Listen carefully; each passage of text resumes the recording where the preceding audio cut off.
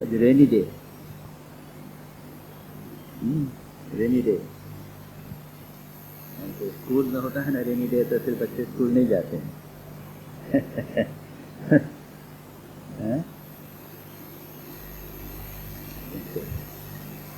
अच्छा सको तो नहीं तो फिर देखो।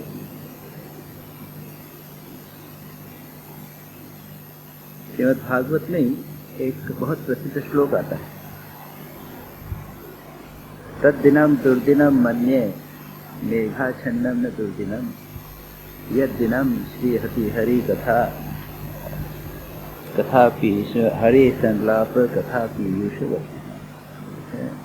तद्दिनम दुर्दिनम मन्ये मेघाच्छन्नम न।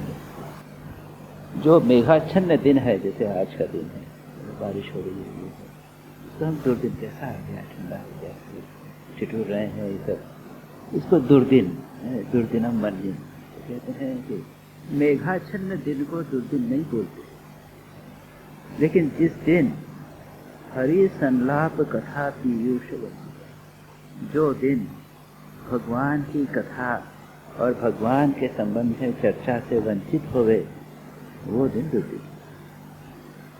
तो कभी एक दिन भी कभी ऐसा न जावे जिस दिन भगवान का चिंतन न हो, भगवान की कथा न हो, भगवान का नाम न लिया जाए, वही सच्चा दुर्दिन होगा। आप नारद की कथा तो जानते हैं कि नारद को भगवान ने एक प्याला दिया, उससे तेल भरा हुआ, और कहा कि सारे ब्रह्मांड को घूम के आओ। उसमें ऐसा मन लग गया कि भगवान का नाम ही भूल गए, बड़े भक्त नहीं। और उन्होंने कहा कि दूसरा मेरा भक्त है, वो सुबह शाम भगवान का नाम है। तो हम कल नारद भक्ति सूत्र में देखेंगे अव्यावृत भजना, निरंतर भजन कैसे करना, और उसमें कहा गया है आगे अव्यावृत भजनात्, तो फिर कहते हैं मुख्यतस्तु ने, इसके बाद में होगा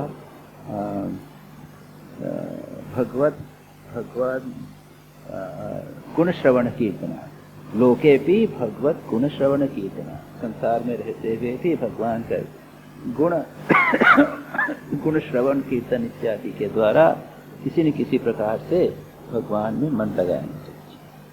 तो हम देखते हैं कि संत लोग जितने भी हैं वो बाहरी कंडीशंस की तो परवाह नहीं करते, उसका कोई एक्सिस्टेंस ही नहीं मानते थे, और हमेशा किसी न किसी प्रकार से भगवान में मन लगाए। अभी हमने यही देखा एकादश स्कंध के जो हम पाठ कर रहे हैं उद्धव गीता में, उसमें भगवान ने यह कहा था कि जो मेरे विशेष भक्त हैं वे अनन्य भाव से मेरा चिंतन करते हैं, वे मेरे श्रेष्ठ भक्त हैं। और उसके बाद में कितने प्रकार से करते हैं वो हमने विस्तार से देखा था। वो भगवान की मूर्ति, मेरे मूर्ति का दर्शन, मेरे भक्तजनों का दर्शन, स्पर्शन, पूजा, सेवा, शुश्रूषा, स्तुति, प्रमा प्रणाम इत्यादि हमने विस्तार से उन चीज़ों को देख लिया है। उसके बाद में आगे जा कहते हैं अमानित्वम अदम्भित्वम कृतस्य अपरिकीर्तनम अपि दीप अवलोकन में न उपयुज्यात् निवेदितम। ये कुछ बाहरी रिचुअल्स हैं, बाहरी नियम है, जिनको पालन की चर्चा करते हुए कहते हैं कि अपने अहंकार नहीं करेगा, दंभ नहीं करेगा, शो नहीं करेगा कि वो कुछ मुख्य है। दंभ यानी बाहरी आचरण बनाना, इस प्रकार से बताना, यानी कुछ माला पहनना, तिलक लगाना इत्यादि नहीं। श्री राम कृष्ण कहते थे कि जो सात्विक भक्त है वो बाहरी आडंबर नहीं करता। जो राजसिक भक्त है वो क्या करता है, राजसिक भक्त वो एक माला पहनेगा, रुद्राक्ष की माला, बीच में चांदी के दाने और रेशम का कपड़ा और तिलक बना के अच्छा थोड़ा सा बाहरी शो होता है। सात्विक भक्त चुपचाप रहता है, बाहर से पहचान ही नहीं सकते कि ये भक्त है। वो मशहरी के अंदर सोए हुए भगवान का चिंतन इत्यादि करता है। तो यहाँ पर कहा है अमानित्व आदम्भित्व कृतस्य अरिप परिकीर्तन, मैंने ये किया वह किया, इतना अच्छा किया। और कहते हैं क्या है, जो भगवान की कृपा से देखिए इतना सब हो गया, खुद का कीर्तन कर रहे हैं, सब बता रहे हैं कि इतना सब किया मैंने, लेकिन भगवान की कृपा से ये हुआ, उद्देश्य मैंने तो अपना जो किया है उसका कीर्तन नहीं करना, ये कहा। उसके बाद में यहाँ पर कहा अपि दीप अवलोकम में न उपयोज्यात निवेदितम, जो भगवान को दीपक भी निवेदित किया है उसका पुनः स्वयं के लिए उपयोग न करें। हाँ, प्रसाद के रूप में भले ही उसे स्वीकार किया जा सकता है। तो यहाँ पर और भी कई प्रकार की पद्धतियाँ हैं जिसमें भगवान को निवेदित जो वस्तु है उसको प्रसाद के रूप में लिया जाता है। जो भी कुछ हो सब देवी को निवेदित किया और उसके बाद में सारा जो भी काम हो प्रसाद के लिए। मैंने कहानियाँ बताई थी श्री राम कृष्ण की, ये श्री राम कृष्ण जो भी कुछ होता था उसको सब माँ को जगदम्बा को निवेदित करने के बाद ही स्वीकार करते। तो इसके पीछे भाव यह है कि हम जो भी क्रिया करें उसके साथ हम भगवान को संयुक्त कर लें। यद्यद इष्टतमम लोके यच्च अति प्रियम आत्मनः तत्तद निवेदयेत मह्यम तद अनंत्याय कल्पते। यही मैंने कहा कि यद्यद इष्टतमम, व्यक्ति को लोक में समाज में मुझे जो सबसे प्रिय वस्तु है वह भगवान को निवेदित करे। और उसके बाद में यच्च अति प्रियम आत्मनः, इष्टतमम, इष्टतम यानी जिसको सबसे अधिक चाहते हैं, और अति प्रिय जो है उसको आत्मनः तत्तद निवेदयेत मह्यम, मुझे उसको निवेदित करे। वह उसके से अनंत्याय कल्पते, कम्स टू यू टेनफोल्ड। और इस पर मैंने चर्चा की थी कि भगवान को अच्छी चीजें देना चाहिए, बुरी चीज नहीं देना चाहिए। तो बुरी चीज देंगे तो वो भी अपने पास पाएंगे। और इसीलिए कहा जाता है हम अपने श्रेष्ठ वस्तुओं को, हमारे ध्यान को, हमारे शुभ कर्मों को भगवान को निवेदित करें, अशुभ कर्मों को न करें।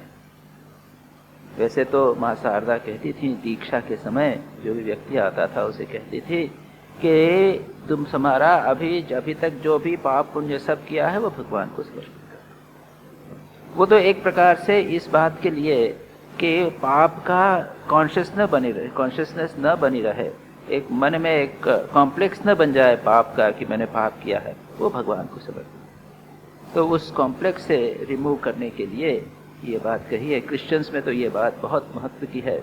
वो लोग कहते हैं कि जीसस क्राइस्ट वो हैं, वो हमारे सेवियर हैं, तो लोग अपने पाप उनको निवेदित कर दो तो वो बच जाएंगे, तुम उससे पाप से मुक्त हो जाओगे।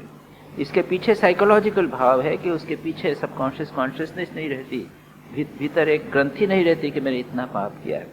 लेकिन इसका अर्थ ये नहीं, और कभी कभी ये भी होता है, उसका एक्सट्रीम हो जाता है। महात्मा गांधी अफ्रीका में जब थे तो वे एक व्यक्ति से मिले थे, वो क्रिश्चियन था। तो वो कहता था कि देखो मैं सब जीसस क्राइस्ट को समर्पित कर देता हूँ, और वो पाप करता जाता है। तो क्या जीसस क्राइस्ट ऐसे लोगों का पाप लेते हैं? That is not the point, ये पॉइंट नहीं है। हम पाप का बोझा अपने सिर पर न रखें, दैट इज थिंग, और आगे चले, लेकिन पाप रिपीट न करें। सर्वत्र ये बात है कि जो हुआ सो हुआ, अब आगे से नया चलो करो, पूरा न करना। तो यहाँ पर इष्टतमम जो सर्वश्रेष्ठ वस्तु है भगवान को दीजिए, तद अनंत्याय कल्पते, वह कई गुना होकर आपके पास आएगी। अच्छा, अब उसके बाद में यहाँ पर कुछ बातें कही गई हैं। मैंने इस श्लोक को पिछली बार पढ़ा था और आज उस पर हम विस्तार से चर्चा करते हैं। सूर्यो अग्नि ब्राह्मणः गावो वैष्णवः खम मरुज्जलम भूः आत्मा सर्वभूतानि भद्रम पूजा पदानि में। ये क्या है? ये कुछ आइटम्स बताए गए हैं। ये इसमें आप मेरी पूजा कर सकते हो। पूजा पदानि, ये मेरे मानो रिप्रेजेंटेटिव्स हैं, भगवान कहते हैं। कहाँ कहाँ पर भगवान की पूजा करना? भगवान गीता में तो कहते हैं, उन्होंने बहुत सारे, जहाँ विभूति योग का वर्णन है वहाँ पर कहते हैं कि पुण्यो गंधा पृथिव्याम च, मैं पृथ्वी में गंध के रूप में हूँ, और जो सागर हैं, समुद्र हैं, उसमें समुद्र हूँ, जलाशयों में समुद्र हूँ, जो वृक्ष हैं उसमें अश्वत्थ वृक्ष हूँ, और जलचरों में मगर हूँ, इत्यादि। भगवान जितनी भी सर्वश्रेष्ठ वस्तुएं हैं, विभिन्न प्रकार की वस्तु, उसमें से वो सर्वश्रेष्ठ लिखा कर बताते हैं। कहते हैं कि मनुष्य में पौरुष हूँ, स्त्रियों में हूँ श्री मेधा धृति क्षमा इत्यादि गुणों के रूप में मैं विद्यमान हूँ। मैं नक्षत्रों में चंद्रमा हूँ और सूर्य हूँ इत्यादि जहाँ जहाँ पे भी श्रेष्ठ वस्तुएं हैं वहाँ पर भगवान अपनी विभूति का वर्णन करते हैं। उद्देश्य क्या है? हम जहाँ कहीं भी उद्देश्य विभूति को देखें तो हमें भगवान का स्मरण आवे और उनकी हम उपासना कर सकें। और उसके बाद में कहते हैं कि और किम ज्ञाते न तव अर्जुन, आप बाकी सब बोलने का क्या है? यद्यत विभूति मत सस्व श्रीमद ऊर्जित में बड़ा, जहाँ कहीं भी श्री हो, कांति हो, सुंदरता हो और विभूतिवान हो, वह यद्यत विभूति मत स्वरम तत्तेवावगच्छत्वम मम तेजांश संभव। जहाँ कहीं भी तुमको श्री दिखे, कांति दिखे, सौंदर्य दिखे, शुभ वस्तु दिखे, या फिर जहाँ पर भी विभूति हो, ऐश्वर्य दिखाई दे, प्रकाश दिखाई दे, स्पेशलिटी दिखाई दे, कोई व्यक्ति अच्छा बोलने वाला है, कोई बहुत विद्वान है, उसने बड़ा अच्छा रिसर्च किया है, ये क्या है? यहाँ पर भी भगवान का प्रकाश। और फिर भगवान आगे कहते हैं और इस आगे और जानने की क्या आवश्यकता है? मैं संसार को अपने एक अंश में के रूप में संसार में व्याप्त होकर मैं संसार को मैंने धारण करके रखा, यानी सर्वत्र मैं ही में नहीं हो पाता, इसलिए जहाँ पर विभूति है वहाँ पर करते हैं। और यहाँ पर भगवान कुछ आइटम्स को और स्पेसिफाई करते। क्या कहते हैं? सूर्य मैंने कहा था पिछली बार भी कि सूर्य जो है वो तो जीवंत देवता है। श्री रामकृष्ण कहते थे जीवंत देवता है, उसी कारण तो संसार सब चलता है। पता नहीं और कोई देवता होते होंगे कि नहीं, इंद्र वरुण इत्यादि होते हैं कि नहीं, लेकिन हम तो जानते हैं कि सूर्य तो है और सूर्य के कारण सारा संसार चलता है। दूसरा कहते हैं सूर्य अग्नि ऊर्ध्व रेता होती है, ऊर्ध्वगामी, हमेशा ऊपर चलती है, जो कुछ डालोगे वो भस्म कर देगी अग्नि। सूर्य अग्नि ही ब्राह्मण कल्चर्ड व्यक्ति। फिर गाय को हम श्रेष्ठ मानते हैं। उसके बाद वैष्णव ने विष्णु का भक्त। हम आकाश व्याप है। जल मरुत यानी वायु चलती है, वायु में तेज है, हमको प्राण प्रदान करती है, हमारे भीतर वायु बाहर वायु। जल, उसके बाद भू पृथ्वी से हम उस पर आधारित हैं। कितना हम पृथ्वी से प्राप्त करते हैं, सब कुछ तो पृथ्वी से ही प्राप्त कर रहे हैं। उसके बाद में आत्मा, हमारी अंतरात्मा चैतन्य है। और सर्वभूतानि, इसके बाद कहते हैं समस्त प्राणी ये हैं हे भद्र, यानी उसको संबोधन करते हुए उद्धव को हे भद्र, हे श्रेष्ठ पुरुष, ये पूजा पदानी, यहाँ पर मेरी पूजा करनी चाहिए, ये मेरी पूजा के स्थान। अब इसके आगे भगवान कैसे कैसे इन स्थानों में पूजा करनी चाहिए वे भी बता रहे हैं। ये हमने आइटम दे दिया नहीं, ऐसे कैसे करना वो बता रहे हैं। क्या कहते हैं? सूर्ये तु विद्यया त्रय्या हविषाग्नो यजेत्मम् आतिथ्येन तु विप्राग्रे गोष्वंग यवसादिना। सूर्य तो, सूर्य की पूजा कैसे करेंगे? सूर्य तो त्रयी विद्या, त्रयी यानी वैदिक मंत्रों के माध्यम से। और कौन सा वैदिक मंत्र? कई वैदिक मंत्र हैं सूर्य की उपासना करने के लिए। वैदिक मंत्र, जब आप सूर्य को क्या करते हैं, आप देखेंगे कि सब लोग जो सूर्य उपासक हैं वो सुबह सुबह सूर्य को जल अर्पित करते हैं और उसके साथ में वेद मंत्र करते हैं। सूर्यात् भवति भूतानि सूर्येण पालितानि तु सूर्ये लयं प्राप्नुवन्ति यह सूर्यः सो अहमेव च। ये एक मंत्र है। क्या कहते हैं? सूर्य से समस्त प्राणी उत्पन्न होते हैं। सूर्येण पालितानि, और सूर्य से पालित होते हैं, है कि नहीं? हम सब जानते हैं, उसके विस्तार में जाने की जरूरत नहीं। सूर्य लयम प्राप्नुवन्ति, सूर्य में वे लय को प्राप्त होते हैं। सब जो डूब गया सूर्य तो हम सब सो जाते हैं। और यह सूर्य सो अहमेव, जो सूर्य है वह मैं हूँ। यहाँ पे सूर्य के साथ एकत्व अहम ब्रह्मास्मि की बात कर गई। और उसके बाद में सूर्यात्मकत्वम दीपः इत्यादि बहुत सारे वो हैं। और गायत्री मंत्र क्या है? ओम भूर्भुवस्वः तत्सवितुर्वरेण्यम भर्गो देवस्य धीमहि धियो यो नः प्रचोदयात्। ये क्या है? ये सूर्य गायत्री है, याद रखिए, ये सूर्य गायत्री है। तो गायत्री मंत्र भी सूर्य की ही उपासना है। तो सूर्य की उपासना कैसे करेंगे? वैदिक मंत्रों के माध्यम से। अच्छा, उसके बाद में अग्नि, अग्नि में भगवान की उपासना कैसे करेंगे? हविषा, होम करते हैं। अग्नि में आप आहुति दीजिए, आप घी की आहुति दीजिए, या फिर फोडर में जो भी कुछ जो जलनशील वस्तु है उसकी आज्ञा दीजिए। अग्नये स्वाहा ऐसा करके, इदम अग्नये न मम, इस प्रकार अग्नि रूप जो परमात्मा है उसकी इस प्रकार से हविषा के सारा से वो करनी चाहिए। उसके बाद कहते हैं आतिथ्येन तो विप्राग्रे, आतिथ्येन तो विप्र अग्रिये। जो ब्राह्मण होवे विप्र अग्र, विप्रो में श्रेष्ठ ब्राह्मण जो होवे उसकी क्या करेंगे? अतिथि सेवा करेंगे। अगर ब्राह्मण आया, श्रेष्ठ व्यक्ति आया, ब्राह्मण मैंने कहा था कि ट्रेडिशनल कोई यज्ञोपवीत धारण किए हुआ ऐसा ब्राह्मण यहाँ नहीं। ब्राह्मण अर्थ का होता है ब्रह्म जानाति ब्राह्मण। यहाँ पे विप्र शब्द का भी उपयोग किया है, विप्र भी बोलते हैं। वेद पाठात भवेत विप्रः, तात्पर्य यह है कि जो व्यक्ति कल्चर्ड हो, संस्कृत हो, उसका व्यवहार ठीक हो, सद्गुणों से युक्त हो, उसको ब्राह्मण। ऐसे व्यक्ति को आप अतिथि सेवा के द्वारा, जैसे मानो हमारे घर में स्वयं भगवान पधारे हैं, उसकी अतिथि सेवा करो, ये हमारी ट्रेडिशन थी। तो अतिथि के सेवा के द्वारा गोशु, उसके बाद में गाय को क्या कहेंगे? यवसादिना, उसको हरी हरी घास दीजिए। यवसादि यानी गाय को आप हरी घास आदि के द्वारा गौओं की पूजा करें। ये याद रखिए, इससे पूजा नहीं, गाय हो तो उसको आप दीपक जलाइए और घंटी बजाइए, अगरबत्ती जगाइए, ये नहीं है। उनकी पूजा के आइटम्स अलग हैं। आज के युग में स्वामी विवेकानंद ने कहा था रोगी नारायण की पूजा कीजिए, दरिद्र नारायण की पूजा। तो दरिद्र नारायण यदि आया तो उसको बिठा लिया, भूखा है बेचारा, और कहा कि हम तुम्हारी पूजा करेंगे। क्या करेंगे?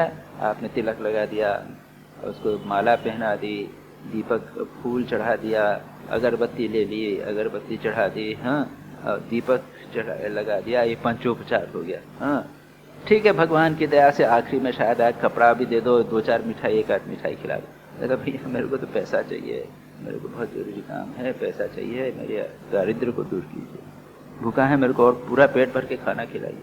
वो नहीं करेंगे और ये आइटम करेंगे, तो ये नहीं। बनारस में वाराणसी सेवाश्रम में शिव ज्ञान से जीव सेवा होती है, वही दरिद्र में रोगी नारायण की सेवा। तो वहाँ क्या करते हैं? साधु लोग ड्रेसिंग्स करते हैं, साधु लोग रोगी नारायण की ड्रेसिंग्स करते हैं, और खाना सबसे पहले रोगी नारायण को दिया जाता है कि 9-10 बजे उनका खाना हो जाता है, अग्रभाग उनको दे दिया। उसके बाद में हम लोग वाराणसी सेवाश्रम में जो वर्कर्स हैं, साधु हैं, वो लेते हैं। यानी पहला खाना रोगी नारायण को समर्पित कर दिया, उसके बाद हम लेते हैं। उनकी सेवा वहाँ से क्या होती है? ड्रेसिंग्स के द्वारा, दवाई के द्वारा, ट्रीटमेंट के द्वारा रोगी नारायण की सेवा हो रही।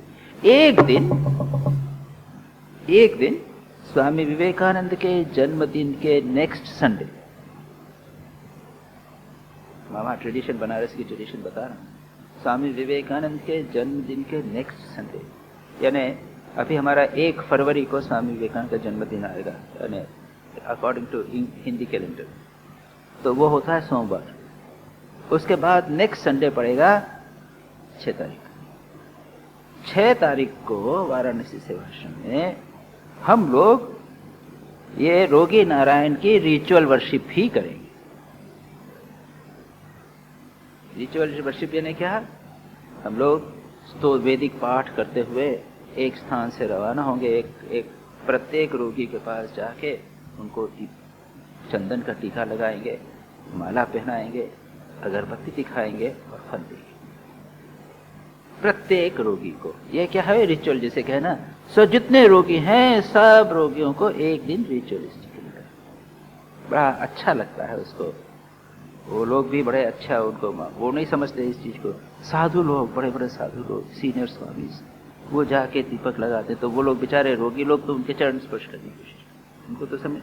लेकिन हम उस दिन जो समझते हैं कि ये भगवान, उस दिन नहीं, वहां पे तो सेवाश्रम में प्रतिदिन वो समझ के करना है। तो वहां पर अब यहाँ पे तो भगवान ने लिखा नहीं है, लेकिन अगर रोगी नारायण हो, दरिद्र नारायण हो, उसकी सेवा, उसकी पूर्ति, उसको पूर्ति करके, यहाँ पर भगवान ने स्पष्ट रूप से कहते हैं कि जो जैसा भगवान का जैसा रूप हो उसके अनुसार उसकी पूजा होना चाहिए। इसलिए उन्होंने कहा गाय हो तो उसको हरी घास दोगे, वहां पे वो नहीं बजाओगे, उसको तो समझ में नहीं आएगा। उसको जिस दिन हम लोग फिर गाय को भी पूजा होती है, उस दिन केला मिलता है। रोज तो घास मिलता है, केला गाय को बहुत पसंद आता है। वो केला देते हैं, कुछ इस तरह की चीज उनको देते हैं, उसके अंदर गुड़ देते हैं, कुछ ऐसी चीज मिलाते हैं, गाय को काफी पसंद आता है, वो चीजें मिल देती हैं। अच्छा, फिर कहते हैं वैष्णवे बंधु सत्कृत्या हृदि खे ध्यान निष्ठया वायो मुख्य धिया तोये द्रव्य स्तयो तोय पुरस्कृत। क्या कहते हैं, कोई वैष्णव भक्त आ जाए, भगवान का भक्त, ब्राह्मण नहीं वैष्णव, तो क्या कहो, बंधु सत्कृत्या, उसके साथ बंधु जैसा व्यवहार। हमारा श्रेष्ठ भक्त है, मित्र है। श्री रामकृष्ण कहते थे कि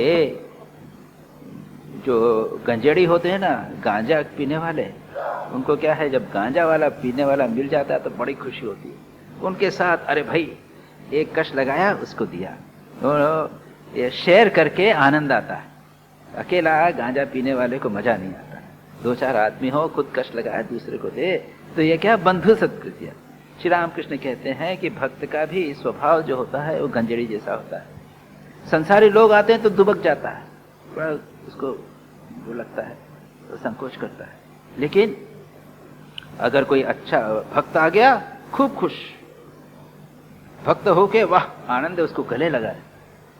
तो वैष्णव आ जाए, भक्त आ जावे, तो भाई जैसा सत्कार करेंगे, उसके साथ व्यवहार उसके साथ करना चाहिए कहा है। उसके बाद हृदि खे निष्ठया, हृदि खे यानी क्या कहा है,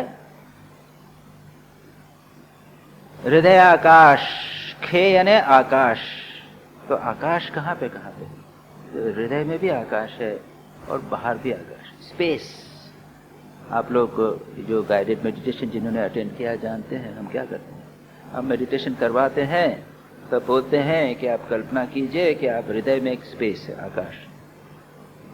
वो अभी भी हृदय में एक आकाश है, स्पेस है, जो क्या है, उसमें हृदय है और फेफड़े हैं, रक्त मांस भरा, वो खाली है। ये हुआ हृदय आकाश। हृदय आकाश और बाहर का आकाश। तो क्या करेंगे, हृदय खे ध्यान निष्ठा। हृदय की उपासना कैसे करेंगे, जो आकाश है उसका कैसे उपासना करेंगे, ध्यान के। हृदय में भगवान का ध्यान करेंगे। देखिए यहां पर अगर हम ध्यान करते हैं तो क्या करते हैं, बाहर ध्यान है, भगवान बाहर भी है, चित्र है, तब ध्यान करते हैं, तब क्या करते हैं, देखते हैं भगवान सामने बैठे हैं, हमारी तरफ देख रहे हैं, कि नहीं, जो चित्र है वो सब हमारी तरफ देख रहे हैं। जब हृदय में बैठेंगे तब होगा क्या, भगवान उसी तरफ देख रहे हैं जिस तरफ हम देख रहे हैं। हम भगवान के साथ में अधिक, हमारा उनके साथ में संबंध जुड़ जाता है। मैंपन जो है हमारे साथ में अधिक जुड़ जाता है। मेरे भीतर ही भगवान विद्यमान, बाहर है, बाहर भी आकाश है, उसमें देखें तो, लेकिन बाहर भगवान मेरी तरफ देख रहे हैं, मेरे सेपरेट है। यहाँ बैठे हैं तो मेरा शरीर मानो उनका शरीर हो गया है। इस प्रकार से दोनों तरफ का ध्यान किया जा सकता है। लेकिन ध्यान करने की पूरी जब हृदय की बात कही तो भगवान को ऐसे बिठाइए जो सामने की तरफ देखे। तो ये हुआ आकाश की पूजा जब करनी हो तो ध्यान निष्ठा के द्वारा, हृदय में और बाहर। उसके बाद कहते हैं वायो मुख्य धिया। अब वायु में क्या करोगे, त्वमेव, वायु को कहते हैं त्वमेव प्रत्यक्षम ब्रह्मासि, सत्यम वदिष्यामि इत्यादि कहते हैं। वायु के बारे में भी कहा गया है। वायु क्या है, ब्रह्म है। उसको कैसे, मुख्य धिया, यानी प्राण विधि के द्वारा। संसार में सर्वत्र वायु चल रही है, प्राणायाम के द्वारा वायु का वायु की पूजा की जाती है। मुख्य धिया का अर्थ है प्राण विधि के द्वारा, क्योंकि हमारे भीतर सांस चल रही है, यह सब उसी प्रकार का है, इसलिए कहते हैं कि उसको प्राण धिया, प्राण के द्वारा, उसके प्राणायाम के द्वारा वायु मुख्य प्राण समझने से प्राण का हम उसकी उपासना करते हैं। फिर आगे कहते हैं जल में द्रव्यैहि तोय पुरस्कृत्यैहि,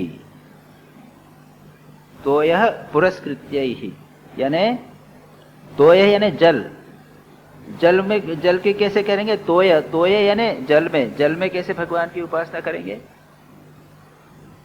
पुष्प आदि जो वस्तुएं हैं उनको उसमें द्रव्य, द्रव्य यानी ऑब्जेक्ट्स, आइटम्स, तो गंगा में फूल डालिए, दूध डालिए इत्यादि, जहां कहीं भी जल हो वहां पे थोड़ी सी इन चीजों को डालकर उसकी उपासना पूजा करनी चाहिए। अच्छा, उसके बाद में कहते हैं स्थंडिले मंत्र हृदय ही, पृथ्वी में क्या क्या करेंगे?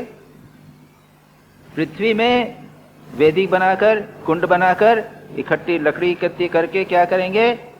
मंत्र हृदय, मंत्रों के द्वारा, वहां पर गुप्त मंत्रों के न्यास के द्वारा मिट्टी में वेदी बनाकर उपयुक्त भोगों द्वारा आत्मा में ये उस प्रकार से मंत्र हृदय, उसके मंत्र के द्वारा उनकी पूजा करना चाहिए। यज्ञ में वेदी बनाकर, पृथ्वी को वेदी बनाकर उसको करना चाहिए। फिर लकड़ी इकट्ठी करें, उसके बाद में स्वाहा इत्यादि करके, न्यास इत्यादि करके करना चाहिए। आत्मनि भोगैहि, आत्मानम आत्मनि भोगैहि, हमारे भीतर जो आत्मा है उसको कैसे शांत करना, कैसे उसकी पूजा करना?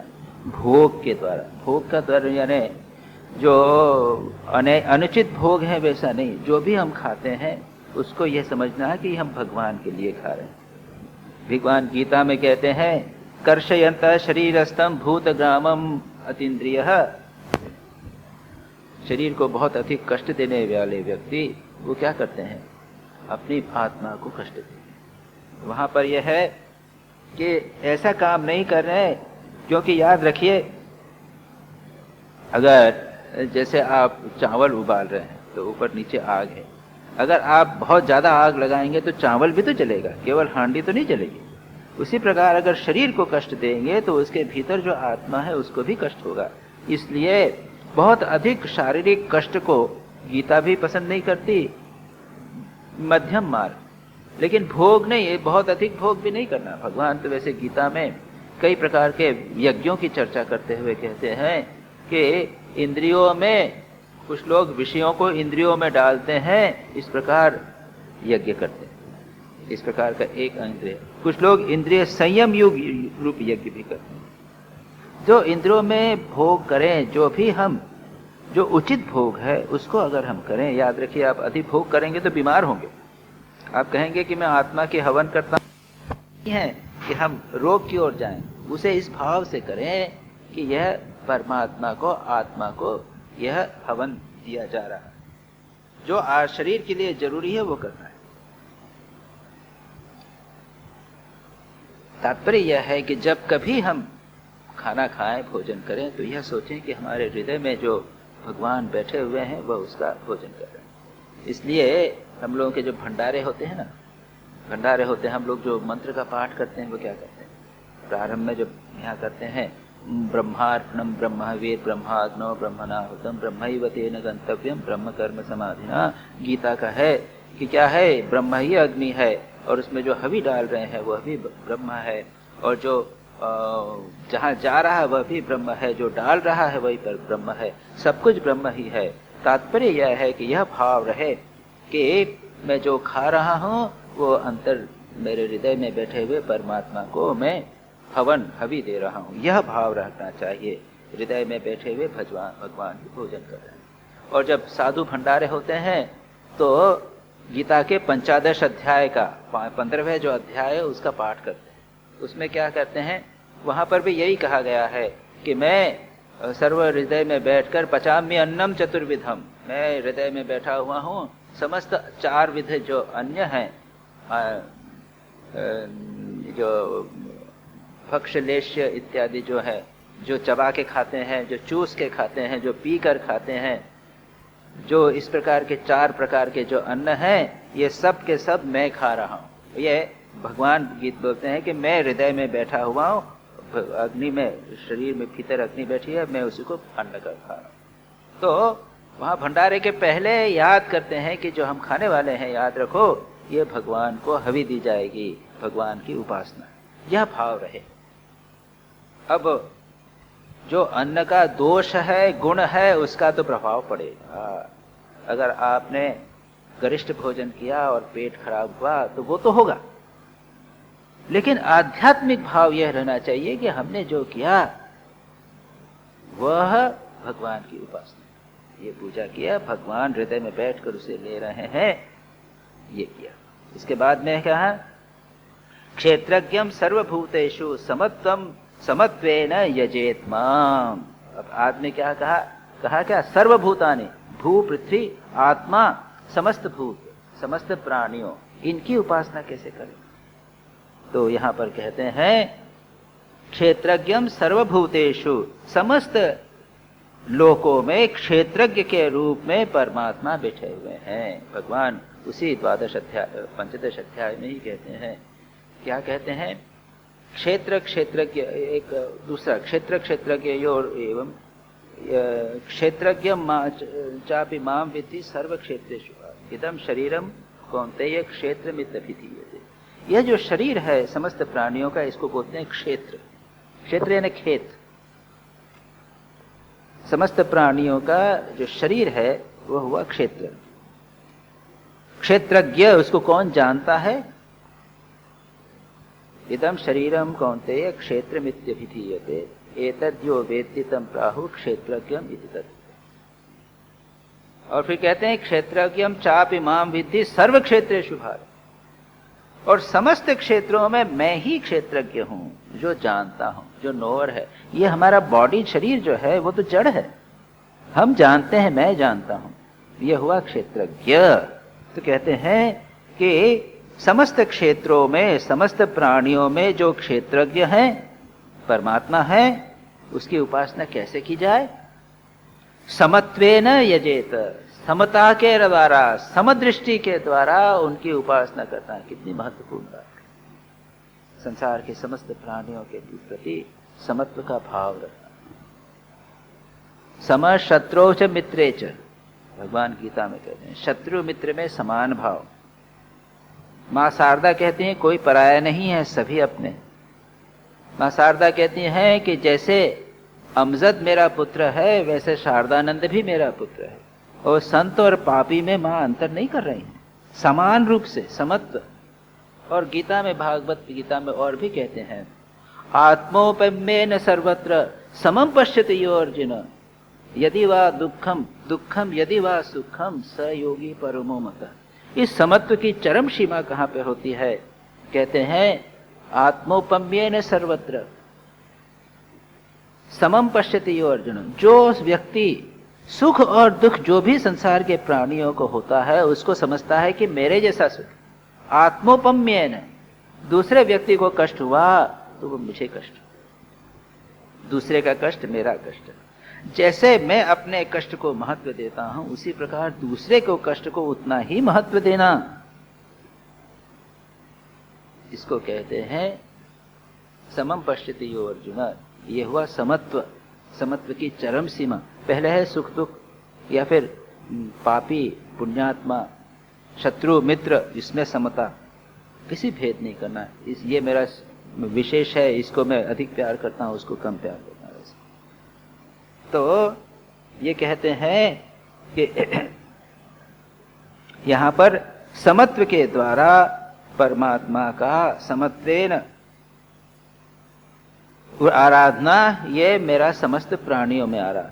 तो ये सूर्य, अग्नि, ब्राह्मण, गाय, वैष्णव, आकाश, मरुत यानी वायु, जल, मरुत का क्या हुआ? हाँ, वो तो हो गया मुख्य तृष्णा प्राण, प्राण के लिए। इसके बाद जल, भू, पृथ्वी, आत्मा और समस्त भूत, यानी ये 10 आइटम बताए जिसमें भगवान की उपासना की जा सकती है। उद्देश्य क्या है? सदा सर्वदा हमारा मन भगवान में लगा रहे। इसके बाद में धिष्णेषु विति मद्रूपम शंख चक्र गदाम्बुजैः युक्तम चतुर्भुजम शांतम ध्यायेत अर्चेत समाहितः। अब क्या कहते हैं कि धिष्णेषु एषु इति, यानी एषु धिष्णेषु, यानी इन सब स्थानों में भगवान के रूप को देखना। क्या कहा? इन सभी स्थानों में शंख चक्र गदा पद्म धारण किए 4 भुजा वाले शांति मूर्ति भगवान विराजमान हैं। युक्तम चतुर्भुजम शांतम ध्यायेत अर्चेत, ध्यायन अर्चेत समाहितः। भगवान का इस प्रकार से ध्यान करना, एकाग्र होकर मेरी पूजा करना ना। ये क्या है? शंख चक्र गदा पद्म। लगता है कि भगवान एम्फेसाइज कर रहे हैं कि ये एक रूप ही देना है। नहीं, ये शंख चक्र गदा पद्म जो हैं, ये इसको सिंबॉलिकली लेना चाहिए और अपने इष्ट का, हम जिसको भगवान समझते हैं, अपने इष्ट को सर्वत्र समस्त प्राणियों में सब स्थानों में देखना चाहिए। That is not. अगर रामकृष्ण है तो रामकृष्ण के हाथ में शंख चक्र गदा पद्म तो नहीं है, कृष्ण के हाथ में नहीं है, राम के हाथ में नहीं है, दुर्गा और विष्णु के हाथ में शंख चक्र गदा पद्म तो नहीं है। तात्पर्य है कि वह जो परमात्मा सत्ता है उसको जिन जिन वस्तुओं का यहाँ पर उल्लेख किया गया है उन सभी वस्तुओं में देखना चाहिए। अब ये शंख चक्र गदा पद्म क्या करेंगे? तो कहते हैं कि जो शंख क्या है, शंख क्यों बजाते हैं भगवान? जब विजय हो जाती है, जब भक्त की जीत होती है तो भगवान शंख बजाते हैं। जब कोई भगवान को सताने आया तो भगवान क्या करते हैं? चक्र द्वारा उसकी रक्षा करते हैं। जब भगवान को प्रेम हुआ, भक्त वो हुआ, तो क्या हुआ? उन्होंने अपने ये कमल हाथ में आ जाता है। कमल जो है भगवान की भक्ति या प्रेम का प्रतीक है। और गदा, अगर पास में कोई हमको कष्ट देने आवे तो गदा हो गई। इस प्रकार से ये जो है, ये 4 जो है, ये विजय के, रक्षा के और भगवान के प्रेम के प्रतीक हैं। इसलिए उसको हम चतुर्भुज भगवान नहीं, ये नहीं कहेंगे। ये चारों हमारे इष्ट के ही, इष्ट हमारे ऊपर हमारी रक्षा कर रहे हैं, हमसे प्रेम कर रहे हैं और हमें विजय दिला रहे हैं, हमारे मन पर हमें विजय दिला रहे हैं। इस भाव से भगवान को हम अपने हृदय में, अपने इष्ट को इस भाव से हमारे हृदय में रखना चाहिए। अच्छा, कुछ लोग बोलते हैं धर्म अर्थ काम मोक्ष, ये 4 भुजाएं जो हैं भगवान की, ये धर्म और काम मोक्ष, ये 4 पुरुषार्थों का प्रतीक है। इसी प्रकार से लगते हुए इसके आगे कहते हैं इष्टापूर्तेन माम एवं यो यजेत समाहितः लभते मयि सद्भक्तिम मत्स्मृति साधु सेवया। अब कहते हैं और भी कुछ काम कर सकते हो। भगवान की उपासना कैसे की जा सकती है? इष्टापूर्ति के द्वारा। इष्ट और पूर्त, ये 2 प्रकार के कर्म कहे गए। ये कौन से कर्म है? इष्ट कर्म क्या है? जो वैदिक कर्म। इष्ट कर्म यानी यज्ञ, दान, हवन, तप इत्यादि। खास करके यज्ञ, दान, हवन। हवन का और यज्ञ का इंपॉर्टेंट पार्ट तो ध्यान होता ही है, वहां पर सब ध्यान किया जाता है, मोस्ट इंपॉर्टेंट पार्ट होता है। तो यज्ञ, दान ये वैदिक कर्म है। अग्निहोत्र यज्ञ इत्यादि जो भी हो, तो जो भी त्रैवर्गिक थे उनका नियम था कि वो लोग इष्ट कर्म करेंगे, यानी जो वैदिक कर्म कहे गए हैं वो सब करेंगे। तो उसमें 5 प्रकार के वो यज्ञ जो आते हैं वो सब आ गए। ब्रह्म यज्ञ, देव यज्ञ, नृयज्ञ, भूत यज्ञ और पितृयज्ञ। तो तर्पण करना पितरों के लिए, स्वाध्याय करना, स्वाध्याय जो है वो है ब्रह्म यज्ञ। फिर नृयज्ञ अतिथि सेवा, फिर ये जो यज्ञ है अग्निहोत्रादि, ये हो गए देव यज्ञ। और भूत, भूत यानी प्राणी जो आते हैं उनको थोड़ा सा जैसे गाय है, बकरी है, गाय को रोटी देना, चारा देना, कुत्ते को रोटी देना, ये हुआ भूत यज्ञ। इनके प्रति ये सब ये हैं वैदिक कर्म। और पूर्त कर्म ये है पौराणिक कर्म, स्मृति और श्रुति के। तो श्रुति से ये कहा, स्मृति से ये कौन से हैं? स्मृति शास्त्र में क्या कहा? मंदिर बनवा देना, कुआं खुदवा देना, धर्मशाला बना देना, स्कूल बना देना और इसके लिए हेल्प करना। ये कर्म भी इसके द्वारा भी इष्टापूर्तेन, इन कर्मों के द्वारा मामेव यो यजेत समाहितः, समाहित होकर यानी मन को भगवान में लगाकर, मन को समाधि में डालकर, यानी मन को पूरी तरह भगवान में फंसाकर, भगवान से मन को मानो ढककर। समाधि यानी अब ये जमीन के अंदर जैसे समाधि हो गई, इस प्रकार इसी का नाम है। तो भगवान में मन को लगाकर जो इष्टापूर्त कर्म करता है, दो प्रकार के कर्म मैंने बता दिए, यज्ञादि और दूसरा बावड़ी सरोवर इत्यादि बनाना। इससे क्या होता है? लभते मयि सद्भक्तिम, मेरे प्रति सच्ची सच्ची भक्ति को वह प्राप्त करता है। व्यभिचारिणी भक्ति नहीं, अव्यभिचारिणी, इधर उधर भक्ति मन और कहीं नहीं जाता उसका। उसके बाद में कहा दूसरी, लभते सद्भक्तिम मत स्मृति ही साधु सेवया। और उसके बाद में कहते हैं कि सेवा निरंतर स्मृति बनी रहे तो मत स्मृति, भगवान की स्मृति कैसे होती है? साधु सेवा। और इस साधु सेवा की चर्चा अगले श्लोक में, अगले चैप्टर में बहुत विस्तार से, बहुत स्ट्रॉन्ग वे में आएगी। स्वाध्याय या साधु संग, सत्संग की महिमा अगले चैप्टर में बहुत ही विस्तार, बहुत स्ट्रॉन्ग रूप से आएगी। तो कहा है कि निरंतर स्मृति बना रहना यह सत्संग से प्राप्त हो। सत्संग की महिमा श्री रामकृष्ण भी कहते हैं, इसके अगले हम श्लोक उसमें कहेंगे। प्रायेण भक्ति योगेन सत्संगेन विना उद्धव न उपायः विद्यते संघ्र्य प्रायणम ही सताम अहम। अब लगभग एंड में आते हुए भगवान कहते हैं कि प्रायेण सामान्यतः भक्ति योगेन सत्संगेन, सत्संग और भक्ति योग इन दो अनुष्ठानों के बिना के अतिरिक्त न उपाय विद्यते, कोई उपाय नहीं है। भक्ति योग और सत्संग सामान्यतः कोई नहीं है जिसके द्वारा आप संसार सागर पार हो सकते हैं। प्रायणम संघ्र्य पायणम, क्योंकि संत पुरुष मुझे अपना आश्रय मानते हैं। क्या है? अहम सताम संघ्र्यम, मैं सत्पुरुषों में रहता हूं, मैं उनका घर हूं, यानी मेरे लिए वो घर है। तो उसमें सदा सर्वदा मैं उनके पास बना रहता हूं। ये संग्रह का अर्थ है, यहां पर देखा संग्रह माने प्रायणम, प्रायणम सत्पुरुषों का उनके रहने का श्रेष्ठ मकान आदि तो भगवान ही है।